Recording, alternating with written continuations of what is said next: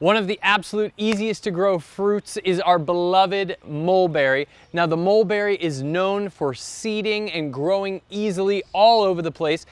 And one of the ways that we like to harvest it here is by putting a tarp on the ground under the tree and actually shaking the tree. Now, while it can get a little bit messy, it balances out because you can get so much delicious, nutritious fruit really fast and easily. I've got my fruit picking pole here that will allow me to grab onto branches that I can't easily reach. Those that I can reach with my hand, I'm gonna first shake with my hand. Then I'll get in there with my picking pole and I'll grab some higher branches.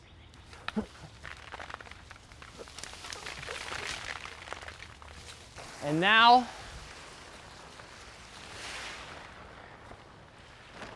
we gather these up quite easily. We get a basket of fruit in just seconds. Head over to starkbros.com to get yourself a mulberry.